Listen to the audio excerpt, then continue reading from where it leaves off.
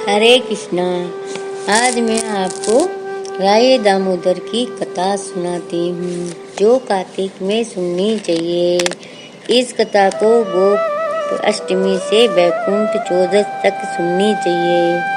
पूर्णिमा को एक कांसे की कटोरी राई से भरकर उस पर रुपये और ब्लाउज पीस या कपड़ा उड़ा देना चाहिए और नीम कथा कहानी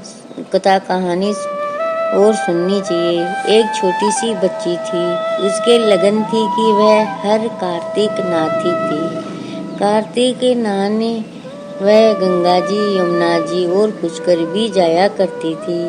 एक दिन कार्तिक नहाने वाली औरतें ने कहा कि बेटी तू ये सब करती है तो राई दामोदर जी को जरूर भोजन करवाना और माखन मिश्री का भोग लगाना। बच्ची होने के कारण उसने पूछा कि वे कैसे होते हैं। तब औरतों ने बताया कि माथे मोर मुकुट, गल वैजंती माला, पीला पीला हीरों से जड़ा पाट पीताम्बर धारी, हाथ मुरलियां लिए होते हैं। लड़की ने कहा कि पहचान जाऊंगी। घर जाकर रसोई बनाई और एक थाली में माखन मिश्री व बनाया हुआ भोजन रखकर मंदिर में गई। मंदिर में जाकर उसने भगवान से आग्रह किया कि भगवान आओ, मेरा भोजन स्वीकार करो। बैठे बैठे बहुत ही देर हो गई लेकिन भगवान नहीं आए। राई दामोदर को भोजन करवाने वह शहर में निकल गई। वहां से जंगल में पहाड़ों में निकली लेकिन भगवान नहीं मिले।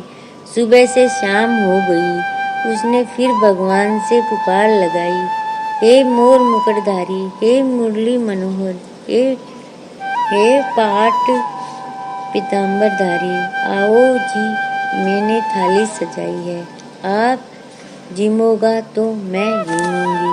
राई दामोदर से लड़की की सच्चे मन की पुकार को सुनकर रहा न गया और एक ब्राह्मण का वेश धारण करके आए और बच्ची से बोले कि मुझे भोजन करा दो, मैं ही तेरा भगवान हूँ। बच्ची ने कहा कि मैं तो नहीं जिमाऊंगी, मुझे मेरे भगवान को ही जिमाना है। तब ब्राह्मण से भगवान असली रूप में आए। तब उस लड़की ने कहा कि आप ही मेरे भगवान हो, लो आओ बैठो और जिमो। भगवान भोजन करके बोले, अच्छा बच्ची हम चलते हैं।